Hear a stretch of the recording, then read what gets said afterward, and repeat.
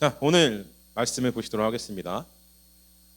자, 오늘 말씀은 창세기 2장 1절로 3절까지의 말씀입니다. 제목은 진정한 안식이라고 제가 붙여보았고요. 창세기 2장 1절과 이제 3절은 하나님께서 천지 창조를 마치시고 이제 안식하시는 모습이 장면이 담겨져 있는 본문이죠. 그래서 이 본문은 굉장히 좀 논란이 많았던 본문이기도 합니다. 예. 물론 이제 신학적으로는 논란이 전혀 안 돼요. 신학적으로나 신앙적으로도 아무 문제가 안 되는데 이제 이 초신자나 혹은 믿지 아니하는 사람들이 이제 말씀을 좀 어설프게 읽고 나서 신이라는 존재가 왜 안식하냐, 왜 휴식하냐, 그 능력 부족한 거 아니냐 이런 얘기를 하거든요. 근데 이 성경 말씀에서 안식이라는 것은요 그렇게 간단한 휴식을 의미하지 않습니다. 하나님께서 쉬신다는 의미를 가지고 있는 것이 아니라 오늘 우리가 함께 보겠지만은 안식이 진정한 의미의 안식이 무엇인지를 알려주시기 위해서 하나님께서 안식하신 겁니다. 만약에 하나님께서 이 일곱째 날에 안식하지 않으셨다면은요 아마 세상은 지금도 굉장히 살 수 없는 환경이었을 겁니다. 인간은 여기서 살 수가 없었겠죠. 곧 하나님의 안식은 굉장히 은혜로운 일이었던 것이죠. 모든 생명체와 그리고 인간에게 있어서 정말로 필요하고 중요한 일이었습니다. 그것을 우리가 함께 보시도록 할 텐데요.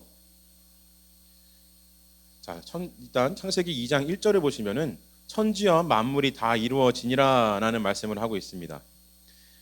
이 천지 만물에는 인간도 포함이 되어 있죠. 근데 인간도 포함되어 있고 모든 자연계의 생물들과 생명체가 다 이 천지의 만물에 포함되어 있습니다. 그래서 2장 1절에서 천지와 만물이 다 이루어지니라라는 말씀을 한 거는요. 이 세상에 존재하는 모든 것들이 다 완성되었다 이런 말씀을 하고 있는 것입니다. 하나님의 창조가 이제는 다 완성이 되어서 마침표를 찍었다라는 의미를 가지고 있죠. 우리가 앞에 보았던 말씀을 보게 되면은 이 마침표가 무엇이냐면은요 바로 인간입니다. 하나님께서 마지막으로 인간을 창조하심으로 인하여서 천지를 온 세상을 창조하시는 마침표를 찍으셨죠. 그러므로 인하여서 이제 인간이 존재하고 모든 자연계가 존재하기 시작을 하고 생명이 활동을 하기 시작을 하는 겁니다. 근데 하나님께서 그로 인하여서 인간을 창조하신 이후에 이 마침표를 찍으시고 안식하신 이유가 어디 있는가? 왜 안식하셔야만 했는가라고 생각할 수가 있습니다. 그냥 계속 활동하시면 안 되나? 그냥 계속 있으셨으면 안 되나? 휴식 같은 거 안 하시면 안 되나? 이렇게 생각할 수가 있었죠. 그렇게 생각할 수가 있습니다. 그런데요, 이 안식을 하신 이유는 아까도 처음에 서두에 말씀드렸다시피 인간에게 있어서 반드시 필요한 일이었습니다. 그리고 자연계에도 반드시 필요한 일이었죠. 인간은 창조되는 모습을 보게 되면은요 하나님께서 인간을 만드실 때 하나님의 형상을 따라 만드시고 흙으로 빚으시죠. 빚으신 다음에 그 인간에게 코에다가 하나님께서 생명을 불어 넣어 주십니다. 생명력을 불어 넣어 주셔서 생명이 되게 하시죠. 이로 인하여서 인간은 다른 자연 피조물들하고는 다른 존재가 됩니다. 다른 피조물들은요 다른 생명체를 가지고 있는 모든 이 자연계의 생명체들은 하나님께서 만드시고 흙으로 빚으셔 가지고 생명을 주시긴 하는데 그 코에다가 하나님의 숨결을 불어 넣어주신 존재가 없습니다. 오로지 인간만이 그 하나님의 능력이 숨결이 이 코를 통하여서 들어오게 되는 것이죠. 이로 인해서 하나님이 이 생명력을 받은 인간을 생영이라고 부릅니다. 생영이라는 게 날생자에다가 영자를 써서 살아있는 영이라는 뜻을 의미하기도 하지만 생자가 인간의 이 육신을 의미하기도 해요. 그래서 육신을 가진 그러나 영혼을 가진 존재 이런 의미를 가지고 있습니다. 하나님께서 이 생명력을 코에 불어 넣어주심으로 인하여서 인간이 하나님의 생명력을 이어받습니다. 그래서 어떻게 되냐면요, 하나님의 생명력을 가지고 있다라는 것은 인간이 유한한 존재지만 무한하신 하나님의 생명의 권능을 잊게 되었다는 것을 의미하죠. 이거 조금 어색한 표현이에요. 왜냐하면요, 인간이 유한한 존재, 그러니까 끝이 있는 존재인데 무한하신, 끝이 없으신, 한계가 없으신 하나님의 생명력을 받게 되었다라는 것입니다. 그러면 하나님의 끝이 없으신 생명력을 받았으면 인간도 끝이 없는 능력을 받아야 되는데 그렇지가 않죠. 인간은 유한합니다. 언젠가는 죽어요. 사라지죠. 그리고 할 수 있는 일과 할 수 없는 일이 분명히 있습니다. 당장 우리 인간은 이 태양계도 못 벗어나잖아요. 태양계만이 아니라 인간이 갈 수 있는 한계는 지금까지로는 이 달이 최고입니다. 달도 못 벗어났죠. 얼마 전에 이 우주선이 달에 또 하나 가긴 했는데 미국에서. 그런데 성경에서는 하나님께서 생명을 불어 넣어 주셨다라고 분명히 말씀을 하셨어요. 인간에게 분명하게 무한한 존재의 가능성을 심어 주셨다라는 표현인데 왜 인간은 이렇게 유한할 수밖에 없을까? 이렇게 생각할 수가 있습니다. 근데 빌립보서 4장 13절에서 뭐라 그러셨냐면은요. 내게 능력 주시는 자 안에서 내가 모든 것을 할 수 있느니라. 요한복음 15장 7절에서는 너희가 내 안에 거하고 내 말이 너희 안에 거하면 무엇이든지 원하는 대로 구하라. 그리하면 이루리라 라고 말씀을 하고 있습니다. 자, 이 말씀을 통해서 우리가 보게 되면은 인간이 모든 것을 할 수 있을 것 같은 느낌을 받습니다. 인간은 무한한 권능을 가지고 있는 그런 존재로 느껴지기도 하죠. 그런데 우리는 이것을 누릴 수가 없습니다. 왜 누릴 수가 없을까요?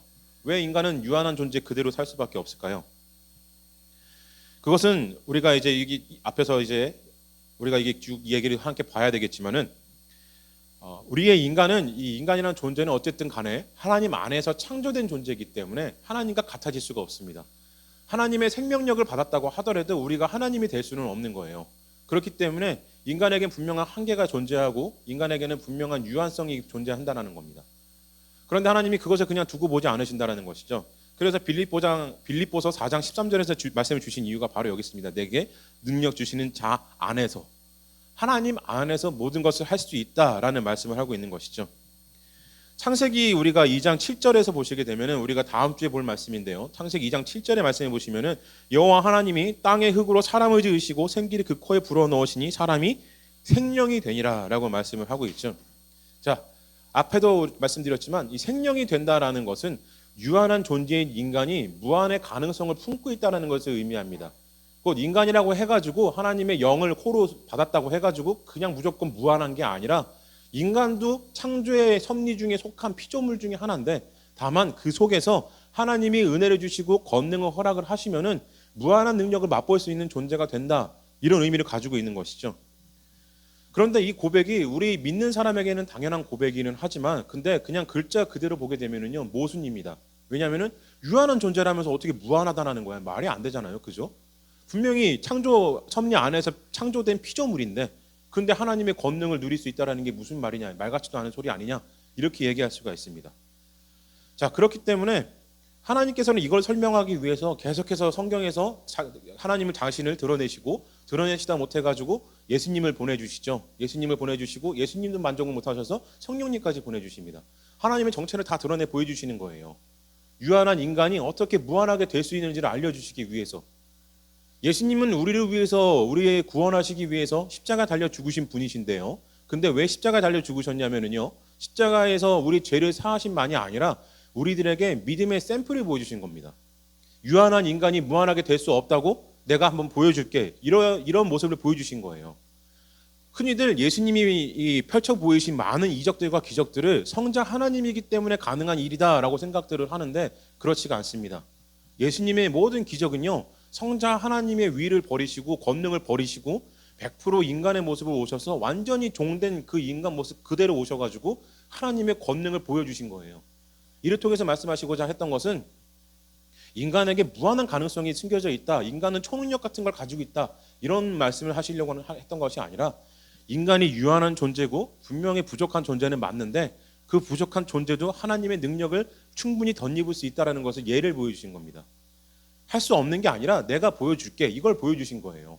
내가 했으니까 너네도 할 수 있다. 이 모습을 보여주신 겁니다. 그래서 인간이 분명하게 유한한 존재는 맞아요. 하나님의 창조 섭리 안에서 다른 피조물들과 다를 게 별로 없습니다. 인간과 원숭이의 차이는요. 이 엄지손가락 하나라 그래요. 네, 엄지손가락. 원숭이들은 엄지손가락이 앞으로 휩니다. 네, 앞으로만 이렇게 움직여요. 근데 인간은 자유롭게 움직이죠. 이 엄지손가락 하나가 인간을 도구로 만들 수 있는 존재를 만들었다 그러죠. 불을 조절할 수 있는 존재로 만들었다 이렇게 얘기를 합니다. 생물학적으로 인간하고 원숭이 다른 게 이거밖에 없어요. 이거 하나. 근데 이 하나의 차이가 그렇게 큰 이 차이를 만들어냈잖아요. 지금 이 인류의 문명이 얼마나 눈부시고 찬란합니까? 원숭이는요 그대로잖아요. 그죠? 이 손가락 이거 하나 때문에 아무것도 못해요. 불도 못 만져요. 여전히 그냥 짐승입니다. 곧 인간의 무한한 가능성이라는 거는요. 인간이 유한한 존재지만 그 안에 무한한 가능성을 어떻게 발현할 수 있느냐면요. 큰 차이를 찾아야 되는 게 아니라 큰 어떤 헌신과 믿음의 이 어떤 깨달음을 얻어야 되는 게 아니라 바로 작은 것 하나에 있다라는 겁니다. 그 작은 게 뭐냐면요. 바로 예수 그리스도의 십자가의 나를 포기하는 일입니다. 이게 별로 어려운 일이 아니에요. 우리가 뒤에 말씀을 함께 보기는 하겠지만 뒤에 제가 나중에 후술을 자세히 하겠습니다만은 예수 그리스도의 십자가의 나를 포기하기만 하면은 그 십자가의 나를 달려 올리기만 하면은요. 그때부터 무한의 영광이, 무한의 능력이 내게 펼쳐지기 시작한다는 겁니다. 근데 이것을 우리는 늘 까먹죠. 십자가에 달려 죽는 것이 얼마나 고통스러운 일인지를 너무나 많이 익히 배워왔기 때문에 이건 교회에서도 좀 이 탓이 있습니다. 왜냐하면 십자가의 고통만을 얘기했기 때문에 지금까지 예수님이 십자가에 달려 죽으신 게 얼마나 고통스러운 일이었는지를 그것만을 얘기했기 때문에 사람들이 십자가를 너무 고통스러워하죠. 십자가의 그 고통을 왜 참으셨는지, 그것을 참으신 만큼 얼마나 큰 기쁨과 사랑이 있었는지에 대해서는 얘기하는 게 조금 부족했습니다. 그래서 성도들이 십자가를 떠올릴 때 항상 떠올리는 가장 첫 번째 이미지가 두려움, 죽음, 공포, 고통 이런 것밖에는 떠올리지가 않죠. 십자가 하면은 생명, 사랑, 행복, 기쁨이 떠올라야 되는데 이게 조금 잘못 나갔어요. 예수님의 고난에 참여하는 것은 옳은 일인데 그 고난에 참여함이 기쁨이 돼야 되는데 언젠가부터 우리 개신교 안에서 십자가의 고난에 참여한다는 것은 고통과 두려움만이 가득한 공포스러운 일이 되어버린 것이죠. 그런데 예수님께서는 분명히 말씀하셨어요. 십자가를 지고 나를 따라와야 되는데 근데 그 십자가는 무겁지 않다고 말씀하셨습니다. 멍에는 그렇게 무겁지 않다고 말씀하셨어요. 누구든지 다 내게로 오라고 하셨잖아요. 그렇기 때문에 우리가 하나님의 권능을 받아서 유한한 존재이지만 한계가 분명히 존재하는 인간이지만 무한한 기쁨과 무한한 안식과 무한한 평화를 누릴 수 있는 유일한 방법이 뭐냐면요, 바로 하나님의 의에 들어가는 건데 그게 바로 십자가의 나를 포기하는 일인 것입니다. 그러므로 인하여서 십자가의 나를 달려 올림으로 인하여서 예수 그리스도와 함께 이전 사람이 죽고 새 사람이 태어남으로 인하여서 하나님의 새로운 광명의 빛이 우리를 비춰주시면은 그때부터 무한한 기쁨의 삶이 열리기 시작을 하는 것이죠. 바로 이것이 예수님께서 말씀하신 구원의 진정한 기쁨인 것입니다. 고린도전서 12장 3절에서 이렇게 말씀하셨어요. 그러므로 내가 너희에게 알리노니 하나님의 영으로 말하는 자는 누구든지 예수를 저주할 자라 하지 아니하고 또 성령으로 아니하고는 누구든지 예수를 주시라 할 수 없느니라. 그리고 12장 18절에서는 그러나 이제 하나님이 그 원하시는 대로 지체를 각각 몸에 두셨으니, 그리고 12장 27절에서는 너희는 그리스도의 몸이요 지체의 각 부분이라. 고린도전서에서 바울이 말씀하신 이유가 뭐냐면요, 너네들이 분명히 한계가 존재하는 인간이고 사람이 할 수 있는 것은 한계가 분명히 있다는 건 나도 알아. 그런데 그 능력을, 그 한계를 극복할 수 있는 방법이 있는데 그것이 무엇이냐면 바로 예수 그리스도의 십자가의 너리를 접붙이는 일이다. 이 말씀을 하고 있다는 것입니다. 십자가에 접붙이는 게 뭔가요? 이것을 로마서에서는 접붙임을 얘기를 할 때 감람나무와 돌감람나무 얘기를 합니다. 예수님의 이 그 구원의 의의를 감람나무로 표현을 해요. 예수님을 감람나무로 표현을 합니다. 예수님께 접붙임 받아야지만이 감람나무만이 구원을 받는데 우리 이방인들은요 돌감람나무예요. 감람나무하고 비슷하게 생겼는데 감람나무는 아닙니다. 감람나무라고, 감람나무의 가지는 오로지 이스라엘 민족이 선민이라고 했던 유대인들밖에는 없었어요. 그런데 이제는 어떻게 되었냐면요, 돌 감람나무 가지를 꺾어서 그것을 감람나무에다가 접붙인다라는 겁니다. 이로 인하여서 우리 돌감람나무였던 이 이방인들은 감람나무가 된다라는 것이죠. 근데 접붙일 때 여러분 어떻게 합니까? 가지를 꺾어야죠. 꺾어서 감람나무에 상처를 내어서 거기다 갖다 박은 다음에 이렇게 묶어서 그렇게 하는 게 접붙임이죠. 이와 같습니다. 나를 꺾어내야 돼요. 내 삶을 먼저 꺾어내고 십자가의 나를 먼저 포기해서 그 십자가의 나를 접붙일 때 비로소 구원의 역사가 일어난다는 겁니다. 바울이 이것을 고린도전서 12장에서 또 말씀하시기로 이것을 뭐라고 표현하냐면요, 바로 은사라 그래요. 우리를 십자가에 접붙일 수 있게 하는 능력, 그것이 무엇이냐? 바로 성령님께서 우리를 인도하시는데 그 성령님께서 인도하시는 힘이 바로 은사다. 사람에게 은사를 주시고 소질을 주시고 뭔가 이렇게 더 뛰어나게 할 수 있는 그런 것들을 주신 이유가 뭐냐면요, 십자가에 접붙이도록 하기 위해서 그 능력을 주셨다라는 겁니다. 그래서 우리가 은사라고 얘기를 할 때는요, 어떤 나를 뽐내기 위해서 쓰는 것이 아니라, 나를 드러내기 위해서 사용하는 것이 아니라 오로지 예수 그리스도의 십자가에 접붙임 받기 위해서, 십자가에 나를 포개기 위해서만 그 은사를 드러내야 되는 겁니다. 다른 방법으로 은사가 사용되어진다면요, 다른 방법으로 은사가 자랑되어진다고 한다면은 그것은 은사를 모욕하는 겁니다. 성령님을 모독하는 거예요. 굉장히 잘못된 일입니다. 방언을 하는데 방언했다고 자랑스럽게 얘기를 하면은, 어디 가서 자랑하듯이 방언을 하면은요, 방언은 방언이 아니에요. 그것은 방언을 욕되게 하는 겁니다. 예언한다고 해가지고 어떤 특별한 은사를 받은 것처럼 예언하고 막 자랑하고 다닌다 그러면은요, 예언도 그것도 옳은 예언이 될 수가 없어요. 그리고 실제로 고린도전서에서 뭐라고 표현하시냐면은 예언과 방언은요 낮은 은사에 속합니다. 가장 높은 은사는 사도의 은사고 그 다음의 은사는 이제 선지자의 은사고, 선지자 다음의 은사가 뭐냐면 교사의 은사입니다. 근데 우리 교회를 잘 돌아보세요. 교사들은 우습게 합니다. 안 하려고 해요. 되게 험하고 거친 일이라고 생각을 합니다. 교회에서 봉사하는 거라고 생각을 해가지고 안 하려 그래요. 그런데 방언하고 예언은 막 목말라 해요. 어떻게든 하고 싶어가지고 거꾸로 돼서 한참 거꾸로 됐죠. 물론 성경에서 그 당시에 교사라는 것은 실제로 가르치는 교사보다는 목사에 가까운 신분이었어요. 교사라는 것은 목사의 일을 맡아서 하는 사람을 교사라고 했기 때문에. 근데 어찌되었든 성경에 기록되어 있게 교사, 가르치는 일을 교사라고 했기 때문에 가르치는 것을 사모해야 됩니다. 그것이 성령의 은사니까요. 사도들 될 수 없고요. 이제는 선지자도 이제는 더 이상 나올 수가 없어요. 선지자의 시대가 끝났기 때문에. 그럼 남은 가장 큰 은사는 뭡니까? 교사의 은사가 제일 큰 은사예요. 바울이 더 큰 은사를 사모하라고 하셨는데 사람들은 더 큰 은사를 사모하지 않죠. 늘 방언과 예언 같은 것들만 신비하게 막 인간이 할 수 없을 것 같은 능력들만 찾아대요. 근데 그 능력이 별로 크지 않다는 겁니다. 작다라는 거예요. 자, 어찌되었든 큰 은사를 발해야 되는데 우리는 더 큰 은사를 통해서 왜 큰 은사를 발해야 되냐면요, 십자가의 나를 접붙이기 위해서, 십자가의 나를 포개기 위해서, 내 형상이 예수 그리스도의 십자가에 달리신 그 형상으로까지 만들기 위해서 내가 그 은사를 발해야 된다는 겁니다. 더 큰 은사를 바라는 이유는요, 더 크게 십자가에 달리기 위해서입니다. 더 크게, 더 많이 하나님께 접붙임 받기 위해서예요. 돌감람나무의 흔적을 완전히 없애버리고 완전히 감람나무의 열매를 맺기 위해서 더 큰 은사를 바라야 된다는 것이죠.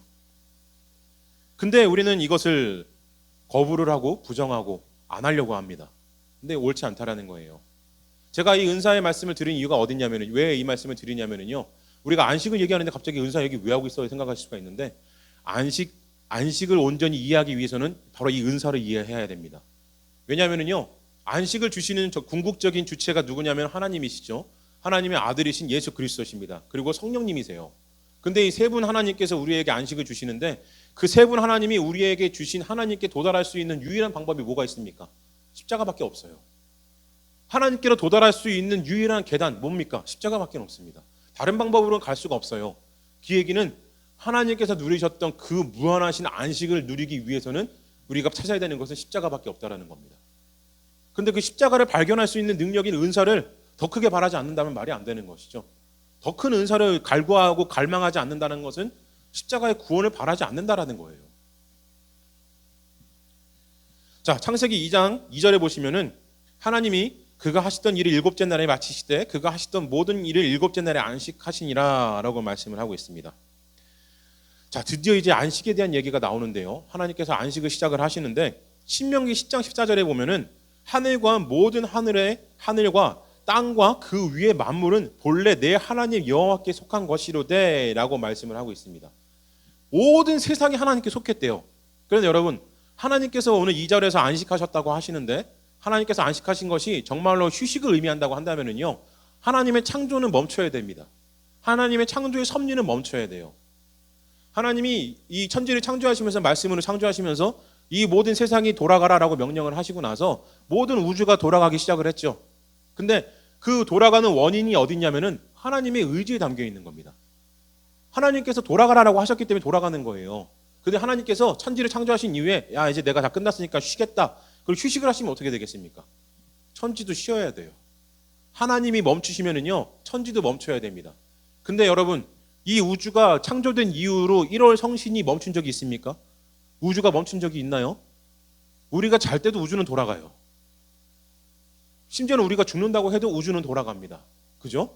우주는 끊임없이 움직여요. 지금도 확장되고 있다고 하죠. 우주는 계속해서 늘어나고 있다고.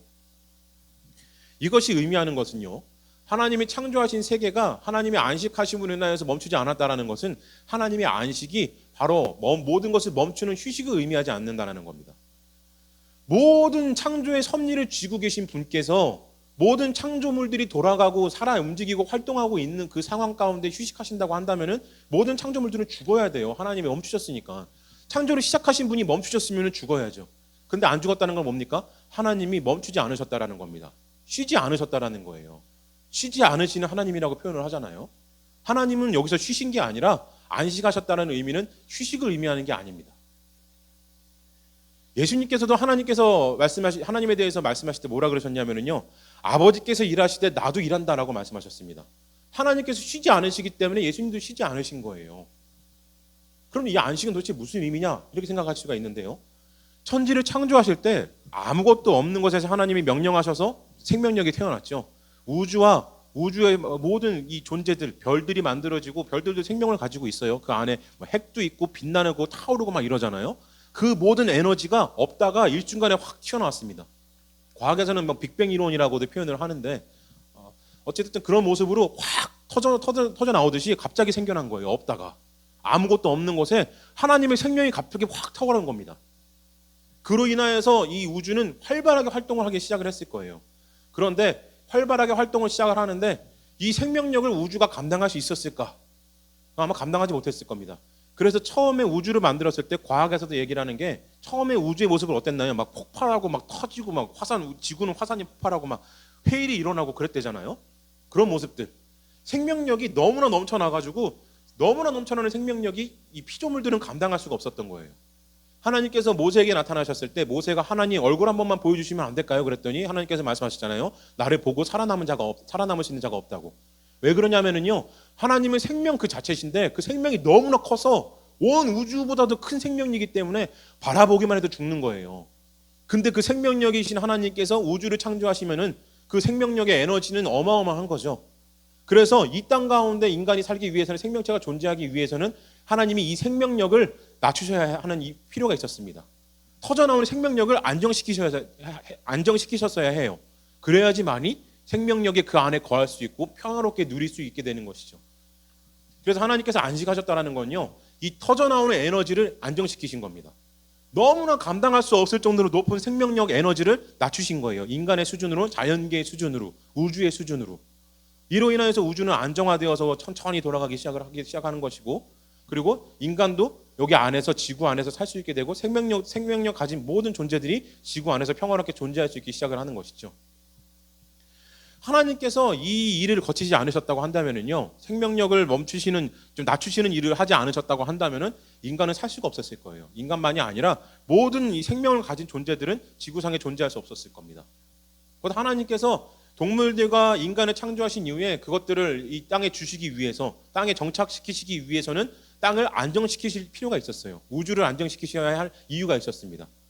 아마 모르지만 태초의 태양은 아마 활활 타오르고 있었을 거예요. 어마어마하게 뜨거웠을 겁니다. 그게 잦아지는 거죠. 낮아지는 거예요. 그래서 우주의 에너지가 낮아짐으로 인하여서 온 세상의 생명력 에너지가 낮아짐으로 인하여서 오히려 인간이 거할 수 있는 장소가 되기 시작을 한다는 것이죠. 이 증거가 어디 나오냐면요. 2장 3절에 나옵니다. 하나님이 그 일곱째 날을 복되게 하사 거룩하게 하셨으니 이는 하나님이 그 창조하시며 만드시는 모든 일을 마치시고 그 날에 안식하셨음이니라. 계속 말씀드리지만 안식은 휴식이 아니에요. 그리고 그 일이 마치셨대잖아요. 하나님이 그 마치신 날을 복되게 해주셨다는 겁니다. 만약에 안식이 휴식을 의미해서 정말로 모든 것이 끝났다고 한다면요, 그날은 복된 날이 아니에요. 복된 날이 아니라 모든 것이 끝난 날입니다. 복된 날이 아니라 공포의 날이죠. 하나님이 만드신 이후에 그냥 없애버리신 날이 돼버리는 거예요.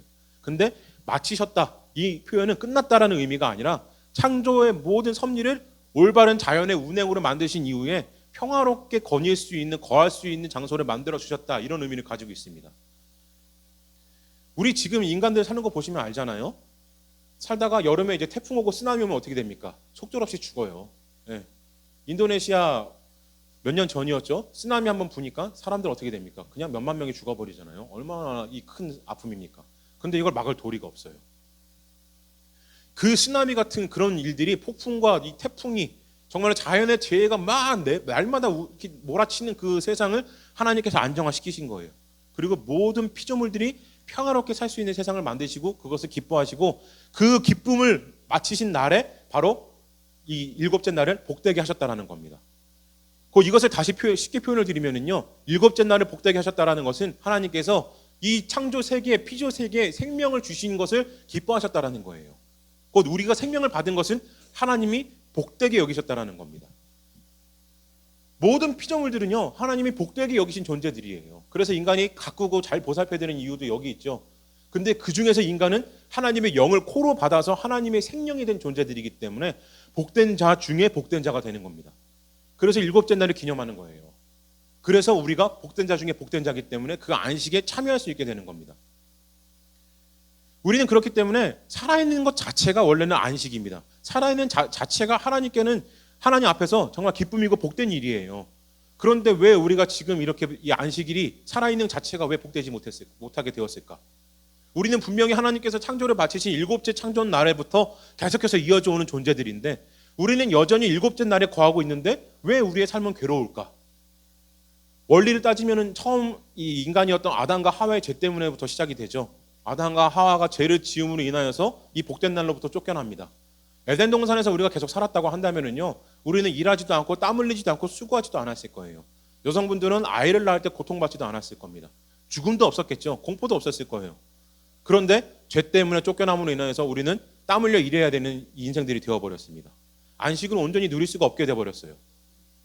그래서 성경에서 그 이후로 우리 인간이 쫓겨난 이후에 말씀하시는 것이 바로 6날은 열심히 일하고 7째 날에 안식을 그나마 하루라도 누리게 안식을 주신 것이죠. 그것이 이제 율법으로 정형화되어서 지금까지 이어져 오는데 요즘에는 안식일이 이제 이틀이 되었죠. 토요일, 일요일. 예, 저는 좋은 일이라고 생각을 해요. 교회에서는 안식일이 늘어나면 쉬는 날이 늘어나면 사람들 놀러 가가지고 교회 안 나온다 이런 얘기 하는데 저는 그렇게 생각하지 않습니다. 안식일이 늘어나면 좋은 거예요. 육신으로 휴식을 누릴 수 있다는 것은 좋은 일입니다. 하나님의 창조 섭리에 더 가까이 가는 거예요. 하나님은요 인간이 고통받기 원하지 않으세요. 죄를 지어서 쫓겨났지만 쫓겨날 때도 저주를 하시기로는 땀을 흘리지 않고서는 땅이 너에게 먹을 것을 내어주지 않을 것이다라고 저주를 하셨지만 그것은 원래 창조의 모습이 아니에요. 창조된 모습에서 죄를 지었을 때 인간이 품는 모습이지 하나님께서 원래 처음에 인간에게 목적하신 모습이 아닙니다. 인간을 처음에 목적하셨던 모습은요 그냥 에덴 동산에서 즐겁게 사는 거였어요. 하나님하고 누리면서 사는 거였습니다. 그냥 기쁘게만 사는 게 하나님의 목적이고 뜻이었어요. 그렇기 때문에 지금도 하나님의 그 뜻과 목적은 여전히 살아계세요. 그래서 인간 우리들에게 하나님께서는 계속해서 이 안식을 주시려고 노력하시는 것이죠. 그래서 그 안식을 주시고자 하시는 분이 바로 예수 그리스도신 겁니다. 예수님께서 오셔서 십자가에 달려 죽으신 이유는 우리에게 안식을 주시려고 진정한 안식을 주시기 위해서 오신 것이죠. 고린도전서 15장 45절에서 이렇게 말씀하셨어요. 기록된 바 첫사람 아담은 생명이 되었다 함과 같이 마지막 아담은 살려주는 영이 되었나니. 마지막 아담이 예수님을 의미합니다. 첫 번째 아담은 진짜 아담이에요. 아담은 생명이 되었지만 그 사람을 가지고 온 게 뭡니까? 죄를 가지고 왔어요. 근데 이 죄를 가지고 오므로 인하여서 어떻게 됩니까? 인간은 죽게 돼요. 생명을 잃어버리는 존재가 됩니다. 근데 마지막 아담께서 어떻게 하신다고요? 살려주는 영이 되셨다고. 예수님께서 우리를 살려주신대요. 에덴 동산에서 추방당해서 죽을 수밖에 없는 존재가 되었는데 그 죽을 수밖에 없는 존재를 영원히 살게 해주신다는 건 어떤 의미를 합니까? 에덴을 회복시켜 주시겠다는 겁니다. 천국을 우리에게 주시겠다는 거예요. 안식을 우리에게 다시 허락을 하시겠다는 겁니다. 우린 이걸 누릴 수가 있어요. 그리고 누려야 합니다. 죽어서만 누리는 게 아니라 이 땅 가운데서 누려야 돼요. 이것을 누리지 못한다고 한다면은 그것은 하나님을 올바르게 믿는 게 아닙니다. 그냥 뇌내 착각으로 내 그냥 망상으로 나는 지금 안식을 누리고 있어. 나는 천국에 있어. 이렇게 착각하라는 게 아니라 진짜로 하나님의 나라가 임하실 수 있어요. 우리들의 삶 속에서. 하나님 나라가 임재하시면은요. 그때부터 우리가 있는 곳이 천국이 되는 겁니다. 우리가 사는 그 순간이 안식의 순간이 될 수밖에 없어요. 큰 배에 탄 것 같은 평안함을 누릴 수가 있습니다. 폭풍우가 몰아쳐도 우리는 걱정할 게 없어요. 제자들과 함께 그 갈릴리 바다 건너가시면서 폭풍우가 몰아치는데 예수님 어떻게 하셨습니까? 밑에서 주무셨잖아요. 베개에 베고 주무셨어요. 네. 목침 베고 주무셨죠. 제자들이 와가지고 어이가 없어가지고 예수님 지금 뭐 하시냐고 태풍 부는데 뭐 주무시고 계실 때가 아니라고 막 깨우잖아요. 그때 예수님 뭐라 그랬어요? 이 믿음 없는 것들아. 혼내시잖아요. 네. 바로 그겁니다. 예수님께서 보여주신 거예요. 그래, 말은 그렇게 할 수 있지. 근데 삶이라는 게 그렇게 간단하지 않잖아. 삶 살아가는 게 얼마나 복잡해. 그렇죠, 복잡합니다. 예수님 모르셨겠어요? 예수님은 30년의 삶을 사셨는데 30년의 삶 중에 대부분을 목수로 사셨어요. 목수. 그 당시에 이 이스라엘 지방은 직업을 전문성을 가진 직업이었기 때문에 모든 사람들이 목수의 일이라고 해가지고 뭐 하찮게 여기진 않았습니다. 직업을 되게 존중해줬어요. 서로 유대인 사람들 굉장히 괜찮은 사람들이었어요. 유대인들도. 그런데 하찮게 여기지 않는다고 할지라도 돈벌이는 많지 않았습니다. 거기다가 로마의 압제 가운데 있었죠. 그래서 돈벌이가 괜찮지 않은 목수로 산다라는 거는요. 하루 벌어 하루 먹고 사는 사람이에요.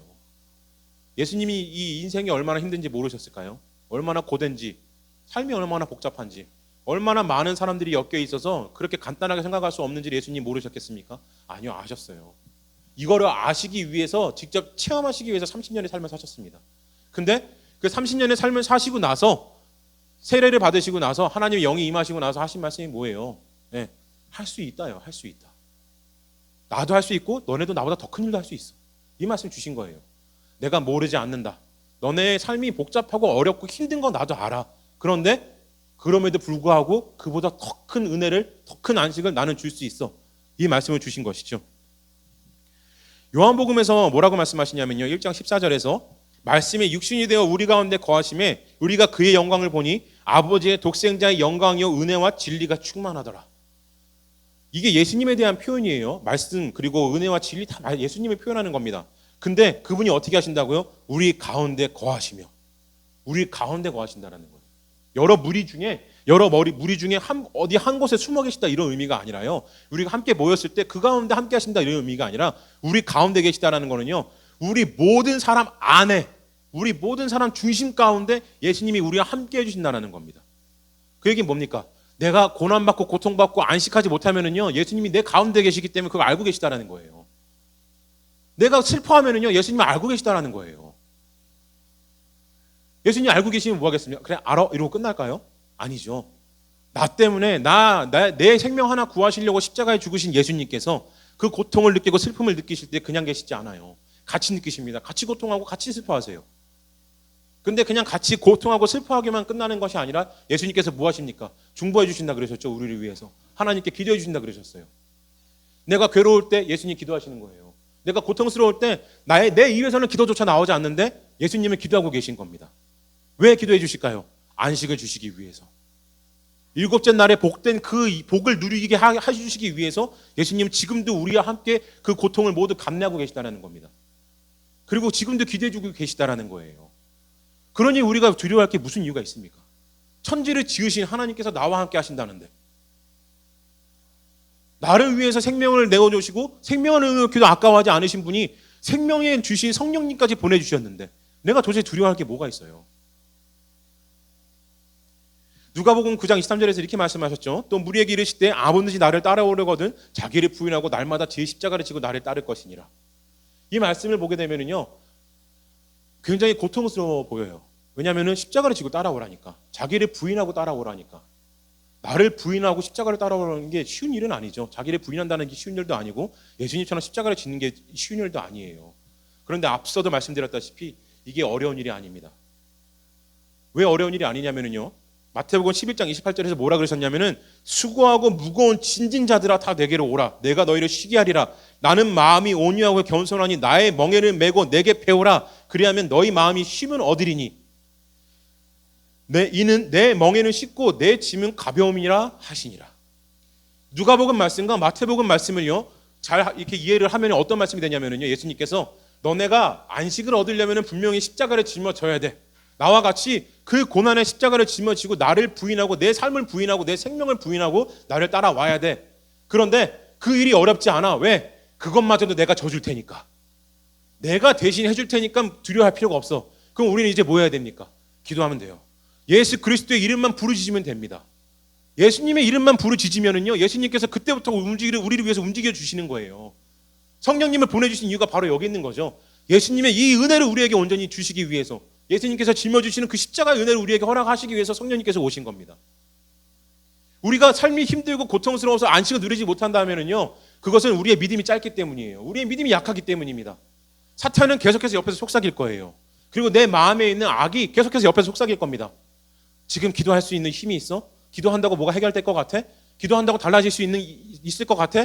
계속해서 속삭일 거예요. 내 이성이 나를 계속 충동질할 겁니다. 그런데 예수님이 자기를 부인하라라고 말씀하신 이유가 바로 여기 있는 거예요. 내 안에 울리는 그 소리를 부인하라는 겁니다. 그렇게 생각이 드는데 나는 이것을 거부하겠어. 나는 부인하겠어. 나는 예수 그리스도를 부르짖겠다. 내 이성이, 내 생각이 뭐라고 하든지 간에, 내 주변에 있는 사람들이 뭐라고 하든지 간에 나는 그것을 다 부인하겠어. 그리고 예수 그리스도의 이름을 불러짓겠다. 이때 하나님의 기적의 은혜가 일어나는 겁니다. 이때 비로소 진정한 은사가 드러나기 시작을 하는 거예요.